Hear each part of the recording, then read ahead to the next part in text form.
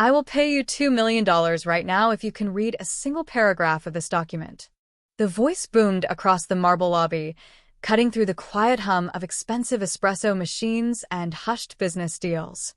Arthur Sterling stood near the center of the room, his tailored Italian suit absorbing the golden light of the chandeliers, looking down with amusement at the small boy sitting on the edge of a velvet waiting bench. Outside the heavy revolving doors, a mid-December blizzard was burying Detroit in gray slush. The wind howled and battered against the glass of Sterling Tower, a constant, rattling reminder of the freezing reality that Hattie Jackson tried desperately to keep at bay. Inside, the air was aggressively warm, scented with vanilla and money. Hattie, 70 years old, and wearing a gray janitor's uniform hidden beneath a thin, fraying wool coat, tightened her grip on her grandson's shoulder.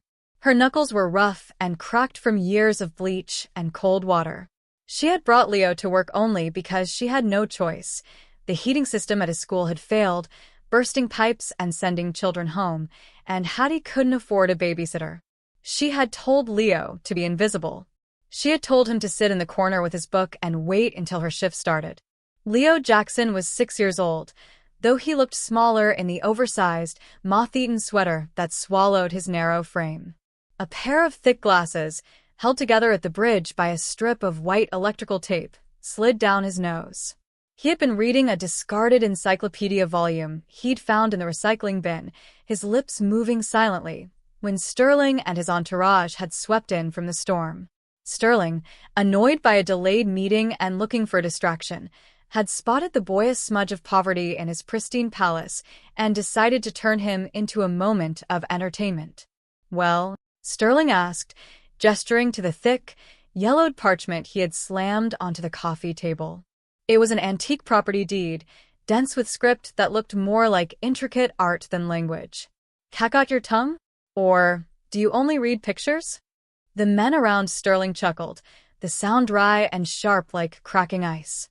Hattie felt the heat rise in her cheeks, a toxic mix of shame and protective rage. "Mr. Sterling, please," she murmured, stepping forward, her head bowed slightly. "He's just a child. He's not bothering anyone. We'll move."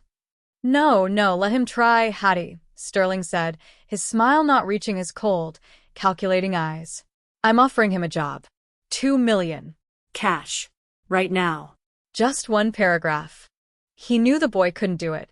To him, Leo was just a prop, a way to show his power over the help, a joke to lighten the mood before his board meeting.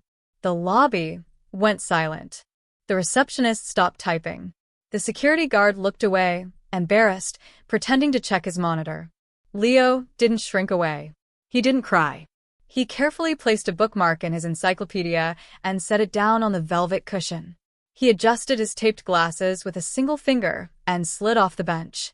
His sneakers were wet from the snow, squeaking slightly on the polished floor as he walked steadily toward the Billionaire. The top of his head barely reached Sterling's waist. Leo looked at the intimidating document, seeing the complex swirls of ink, then looked up at the towering man. His expression was unreadable, possessing a stillness that felt ancient. "Is that a promise, sir?" Leo asked, his voice small but steady, carrying through the silent hall. Sterling smirked, leaning down to Leo's eye level. "It's a promise, kid. But don't hurt your brain trying." The first words out of Leo's mouth were not English, but perfect, rhythmic Latin. In principio erat verbum. The sound was incongruous, a startling ripple in the stagnant air of the lobby. It was a voice that belonged to a choir in a cathedral, not a shivering child in a Detroit blizzard. Leo did not stumble. He did not stutter. His finger, small and dark against the yellowed parchment, traced the line of text with a familiarity that unnerved the adults watching him. Arthur Sterling's smirk froze in place, a crack appearing in his mask of indifference. He had expected silence, or perhaps a tearful retreat. He had expected the boy to stare at the alien shapes and crumble. Instead, Leo was reading the opening of the Gospel of John from a 16th-century legal manuscript as if he were reciting a nursery rhyme. The Latin section ended, and without pausing for breath, Leo's tone shifted. The vowels became rounder, the cadence more musical. Ancient Greek. And Archie and Ho logos. A few of the businessmen surrounding Sterling exchanged confused glances. One of them, a younger associate named Marcus Thorne, pulled out his phone, his thumbs flying across the screen as he tried to verify what he was hearing. The lobby, previously filled with the hum of commerce, had fallen into a hush so profound that the whirring of the elevator cables could be heard in the distance. People who had been rushing to elevators stopped. Phones were raised, lenses recording the impossible sight of a 6-year-old in a sweater 3 sizes too big dismantling the arrogance of the city's richest man. Leo felt none of it. In his mind, the cold lobby had vanished. He was back in the corner of the public library, the only place where the world made sense, where words were bricks he could use to build a fortress against the cold. He reached the 3rd section. The script changed again, becoming jagged and complex. Sanskrit. Satyam eva jade. Truth alone triumphs. Marcus Thorne looked up from his phone, his face pale. He leaned close to Sterling, whispering urgently, "Sir, he's actually reading it. That's Sanskrit. And he's getting the pronunciation perfect." Sterling stiffened, his knuckles whitening as he gripped the edge of the marble table. The joke was evaporating, replaced by a creeping dread that he was losing control of his own stage. Leo turned the page mentally, arriving at the final paragraph. The script flowed, right to left now. Arabic. Al-Adl zil Allah fi al-ard. Justice is the shadow of God on earth. Leo finished the sentence and let the silence hang in the air for a heartbeat, heavy and absolute. He looked up, blinking behind his taped glasses. "It means," Leo said, his voice returning to the quiet, polite tone of a child addressing an elder, "that justice is the shadow of God on earth, and that you should fear the prayer of the oppressed." He paused, looking directly into Sterling's stunned eyes. "I read it, sir. My grandmother needs a new heater because our apartment is 30 degrees, and she needs her medicine. Can we have the check now?" The request was so practical, so heartbreakingly simple, that it seemed to suck the oxygen out of the room. A woman near the reception desk wiped her eyes. Hattie, who had been holding her breath, let out a ragged exhale. She stepped forward, her boots heavy on the floor, placing a protective hand on Leo's shoulder. She looked at Sterling, her chin high, waiting for the billionaire to honor the contract he had made in front of witnesses. Sterling let out a cold, hollow laugh that echoed in the lobby. "That was a neat parlor trick, boy. Who coached you?" "Because I don't pay millions for a ventriloquist act." "A promise is a promise," Hattie said, her voice shaking not with fear, but with the suppressed rage of a woman who had seen too much injustice to let this moment pass. She stood taller, pulling her frayed coat tighter around her frame, shielding Leo from the billionaire's dismissive gaze. Her hands, usually steady as they gripped a mop handle, were trembling now, a tremor born of indignation and the biting chill that seeped in from the revolving doors. Sterling didn't even blink. He waved a manicured hand in the air, a gesture of casual cruelty that dismissed their existence as easily as one might swat away a fly. "Oh, please," he scoffed, turning his back on them to address his sycophants. It was a figure of speech. A joke. "Do you honestly think I'd hand over a fortune to a janitor's grandson for reciting a few lines? The kid probably memorized it from YouTube. It's a scam." "Security." He snapped his fingers, the sound sharp and final. "Escort them out. They're disturbing the peace." 2 burly guards materialized from the shadows, their faces impassive masks of obedience. They didn't look at Hattie or Leo. They looked through them.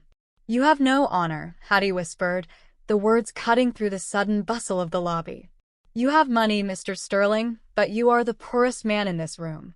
The insult landed. Sterling stiffened, but he didn't turn around. He simply gestured again to the guards. A heavy hand landed on Hattie's shoulder, not violent, but firm enough to bruise her dignity. Leo looked up at the guard, then back at the man in the suit, confusion clouding his intelligent eyes. He had done exactly what was asked. He had delivered the truth, yet he was being punished. They were ushered out through the revolving doors and thrust back into the white, howling void of the Detroit winter. The wind hit them like a physical blow, stealing the breath from Leo's lungs and stinging his exposed cheeks.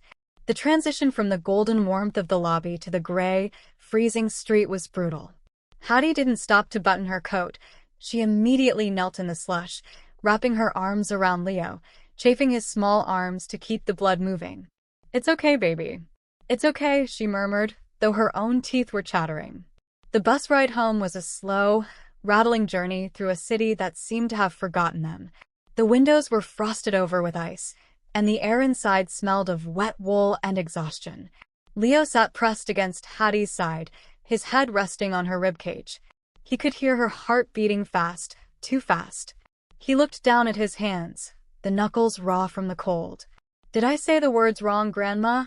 he asked softly, his voice barely audible over the roar of the engine. "Did I make him angry?" Hattie pulled him closer, kissing the top of his head, smelling the snow dampening his hair. "No, Leo. You were perfect. You were magnificent," she said, fierce tears pricking her eyes. "He is just a man with a small heart, and small men get angry when they see something big. Don't you ever let his smallness make you feel small." But as she spoke, a cough rattled deep in her chest, a wet, heavy sound that she tried to stifle. The cold was settling into her bones, awakening the arthritis that made every movement an agony. When they finally climbed the 3 flights of stairs to their apartment, the air inside offered no relief. It was freezing. Hattie could see her breath puffing out in white clouds in the dim living room. The radiator clanked uselessly in the corner, a cold iron beast that had died 3 days ago. She wrapped Leo in their heaviest blankets on the sofa, then went to the kitchen to boil water, her movement slow and painful.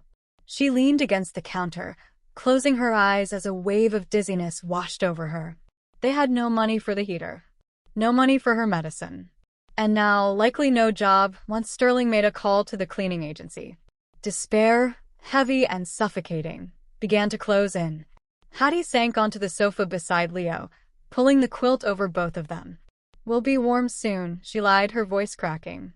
Leo looked at her, his eyes filled with a terrifying understanding.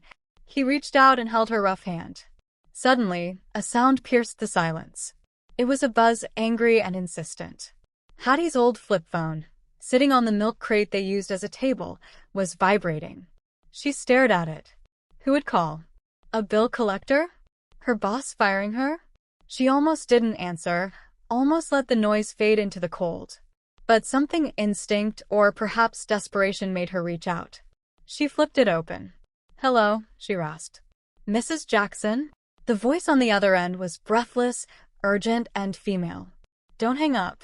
Please. My name is Margaret Hill. I'm a retired journalist. I saw the video of your grandson reading in the lobby. It's... Mrs. Jackson, it's everywhere. The internet is going crazy. We need to talk right now." The video of the boy in the taped glasses reading ancient Greek had been viewed 10 million times before the sun even rose over Detroit. It had started as a flicker, a shaky clip uploaded by a bystander, but by morning, it was a wildfire. The internet had fallen in love with the tiny figure in the oversized sweater standing fearless against a giant in a suit. They called him a prodigy, a symbol, a miracle. But inside Hattie Jackson's apartment, there was no internet. Only the biting reality of the cold. The radiator was still silent, a tombstone in the corner of the room. Hattie sat at her small kitchen table, wrapped in 3 layers of shawls, staring at the screen of a tablet that Margaret Hale had placed in front of her. Margaret, the stranger on the phone from the night before, sat opposite them. She was a woman of sharp angles and intelligent eyes, a retired investigative journalist who smelled of peppermint tea and old ink. She pointed a manicured finger at the scrolling comments. "Look at this, Hattie," she said softly. "He put that billionaire in his place. Give the kid his money. Where can I send a coat? They aren't just watching, honey. They're furious on your behalf." Leo sat between them, sipping a mug of hot water flavored with a little honey, the only warmth they had left. He looked at the video of himself, his eyes widening behind his taped glasses. "I look small," he whispered. "You look like a giant," Margaret corrected firmly. Across the city, in the penthouse boardroom of Sterling Tower, the atmosphere was frantic. The silence of the previous day had been replaced by the shouting of public relations crisis managers. Arthur Sterling paced the length of the long mahogany table, his face a mask of fury. "It's a trick," he yelled, throwing a newspaper onto the table. The headline read, "The Billionaire and the Boy, Who is Really Poor. They're painting me as a villain. Fix it." "We can't just delete it, sir," his head of PR stammered. "The narrative has set. If you ignore him, you look guilty. If you attack him, you look like a monster." Sterling stopped pacing. He turned to Marcus Thorne, the young assistant who had watched Leo read with awe the day before. "Go to them," Sterling commanded, his voice dropping to a dangerous whisper. "Offer them a private evaluation. Tell them I want to verify the boy's skills. Alone. No cameras. We'll offer a settlement, a scholarship, quietly, and make this go away." An hour later, a sleek black car pulled up to Hattie's crumbling apartment building.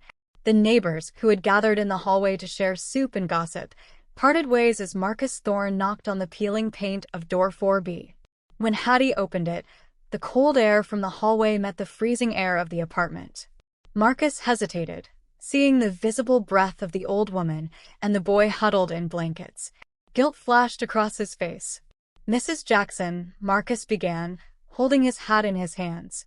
"Mr. Sterling regrets the misunderstanding. He would like to invite Leo back for a private evaluation to verify his skills properly." He paused, lowering his voice. "He is prepared to be generous if the matter is resolved quietly." Hattie looked at the young man, then passed him to the snowy street where news vans were beginning to park. She felt Margaret's hand rest gently on her arm for support, but Hattie didn't need it. She drew herself up, her spine straightening despite the arthritis. Years of scrubbing floors for men like Sterling had taught her exactly what private meant. It meant silence. It meant erasing the truth. "No," Hattie said, the words simple and heavy as a stone. "Mrs. Jackson, please," Marcus urged. "This is a lot of money." "You tell your boss," Hattie said, her voice rising, ringing clear enough for the neighbors to hear, "that my grandson is not a secret to be swept under a rug. He challenged Leo in public. He laughed at him in public. If he wants to test him, he will do it where the world can see." She stepped closer, her eyes blazing. "Live television. Uncut. No tricks. Or he can keep his money, and we keep our dignity." Marcus stared at her, then nodded slowly, a flicker of respect in his eyes. He pulled out his phone and made the call. Within minutes, the news broke. Sterling, backed into a corner by a grandmother in a freezing tenement, had agreed. The academic showcase would be broadcast live that very night. The apartment became a flurry of activity. Neighbors brought their best Sunday clothes, a scarf, a thicker pair of socks, a clean shirt for Leo. Hattie spent a long time taping Leo's glasses more securely, her fingers trembling as she smoothed his unruly hair. She was sending her lamb into the lion's den, but she knew this lamb had a roar the world hadn't heard yet. As they walked down the stairs, the noise outside was deafening, shouting reporters, flashing cameras, a sea of people chanting Leo's name. The black car waited to take them to the auditorium. Leo paused at the curb, looking up at Hattie with wide, uncertain eyes. The snow was falling harder now, coating his eyelashes in white. "Grandma," he asked, his voice barely a whisper against the wind, "will it be warm there?" Hattie squeezed his hand, holding it tight enough to anchor them both to the earth. "Yes, baby. It will be very warm." The stage lights at the Detroit Grand Auditorium were hot, blinding, and unforgiving, designed to make grown men sweat, let alone a 6-year-old. From where Leo stood, perched on a wooden box behind a podium that had been lowered as far as it would go, the audience was just a sea of darkness. But he could feel them. Thousands of eyes, waiting. The air in the vast hall vibrated with a tension that felt heavier than the blizzard outside. In the front row, bathed in the glow of the stage, sat Arthur Sterling. He wasn't smiling anymore. He sat with his arms crossed over his chest, his posture rigid, like a king watching an execution he had ordered. He had demanded this spectacle not to test the boy's intelligence, but to break his spirit, to prove that poverty was a lack of ability, not a lack of opportunity. The moderator, a woman with stiff hair and a nervous smile, adjusted her microphone. "For the final phase of the academic showcase," she announced, her voice echoing through the speakers, "we will move beyond translation. We will ask the candidate to interpret complex concepts. Mr. Sterling has personally selected the topics. She turned to Leo, looking down at him with a mixture of pity and professional detachment. Are you ready, Leo? Leo nodded. He adjusted his glasses, the white tape gleaming under the spotlight. He wasn't scared. The heat of the lights reminded him of the fever his grandmother had last winter when they couldn't afford the doctor. Fear was watching her breathe shallowly. This was just questions. First question. The moderator read from a golden boss card. History teaches us that power is the ultimate currency. Leo explained the concept of empire and its necessity in civilization. It was a trap. A question designed for a political science major, not a first grader. The audience murmured, sensing the cruelty. But Leo leaned into the microphone. An empire is when you build a big house but lock the doors, he said, his voice clear and thoughtful. It is necessary for the people inside the house, but it is scary for the people outside in the cold. Rome was an empire, but Rome fell because it forgot about the people outside. A stunned silence rippled through the dark. Sterling's jaw tightened. He signaled the moderator with a sharp nod. Harder. Very well, the moderator said, her voice wavering slightly. Let's discuss value. Leo, define the true meaning of wealth. This was it. The ultimate trap. Sterling leaned forward, a predator waiting to pounce. He expected the poor boy to talk about toys or candy, or perhaps stutter in confusion because he had nothing. He expected a child's answer that he could mock as naive. Leo paused. He looked down at his hands that had held his grandmother's rough fingers on the bus ride over. He thought about the empty radiator in their apartment. He thought about the sound of Hattie coughing in the dark, trying to be quiet so he wouldn't wake up. He looked out into the blinding lights, trying to find where his grandmother was sitting in the wings. Wealth, Leo said, his voice trembling just a little, is not having to wear your coat inside your house. The silence in the auditorium changed. It wasn't waiting anymore. It was listening. Wealth, Leo continued, gaining strength, is when the radiator makes that clanking noise and you know heat is coming. Wealth is when my grandmother goes to the pharmacy and she doesn't have to put one bottle back on the shelf because we can only afford the other one. He looked directly at Sterling now, his small face serious and accusing. And wealth is keeping your promises. Because when you are poor, your word is the only thing you own. If you give it away, you have nothing. Tears were streaming down faces in the audience. A cameraman wiped his eyes. Hattie, standing in the wings, pressed her hand to her mouth to stifle a sob. The truth of Leo's words, simple, brutal, and unanswerable, had stripped the event of its pretense. Sterling couldn't take it. The narrative was slipping away. He stood up abruptly, his chair scraping loudly against the floor, breaking the spell. Enough, he barked, his voice booming without a microphone. This is emotional manipulation. I asked for an academic definition, not a sob story. You are twisting the question, boy. Leo didn't flinch. He looked at the billionaire, whose face was red with the embarrassment of being seen, truly seen for the first time. Leo leaned into the microphone one last time. I answered the question, sir, he said softly. I have my grandmother and I have my promise. What do you have? Sterling froze. The question hung in the air, vast and devastating. He looked around the room, desperate for an ally, for someone to laugh, for someone to validate his power. But there was only silence. A heavy, suffocating silence that judged him. Then, somewhere in the balcony, a single person started clapping. Then another. Then a row. Then the entire floor. The sound grew like thunder, a rolling wave of applause that shook the walls of the grand auditorium. It wasn't polite applause. It was a roar of solidarity. Sterling stood alone in the center of it, small and defeated, realizing that all his millions couldn't buy the one thing this boy had just earned. He slowly sat down, staring at the floor, the sound of his own defeat washing over him. Arthur Sterling signed the check for $2 million, his signature shaky for the first time in 40 years. He sat alone in the small, cluttered green room backstage, the roar of the audience still echoing faintly through the concrete walls. The adrenaline of the confrontation had faded, replaced by a strange, hollow exhaustion. He looked at the piece of paper, a slip of blue bond that represented more money than most people would see in 10 lifetimes. Yet to him, it suddenly felt like the cheapest thing in the room. The door creaked open. Hattie walked in first, holding Leo's hand. They didn't look triumphant.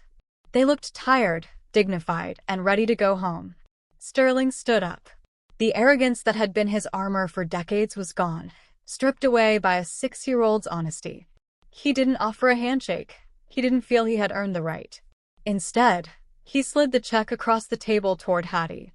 "I kept my word," he said, his voice rough. $2 million. It's yours.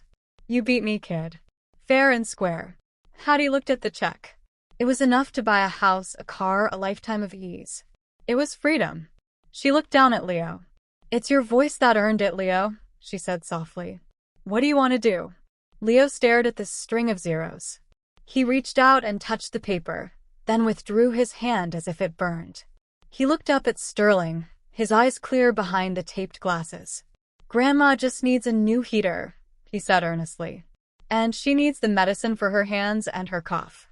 That costs maybe $500. Sterling blinked, confused. "Leo, this is $2 million. You can buy 1,000 heaters. You can buy the whole building." Leo shook his head slowly. "I don't want the building. It's cold and empty." He paused, thinking deeply. If I take this money, can I use it for something else?" "Not for me. It's your money," Sterling said. "You can burn it if you want." "I don't want to burn it," Leo said. "I want to buy books. A lot of them. And a place to put them. There are kids on my block who sit on the stairs because their apartments are cold and they don't have anywhere to go. I want to build a place that is always warm. A library. For us." The room went deadly quiet. Sterling stared at the boy. He had expected greed. He had expected a demand for toys, for luxury, for revenge. Instead, he was being offered a lesson in grace. The billionaire felt a lump form in his throat, a sensation he hadn't felt since he was a child himself. He reached out and took the check back. "No," Sterling whispered. He ripped the check in half. Hattie gasped, but Sterling was already pulling out his checkbook again. He wrote furiously, his hand pressing hard into the paper. He tore off the new check and handed it to Hattie.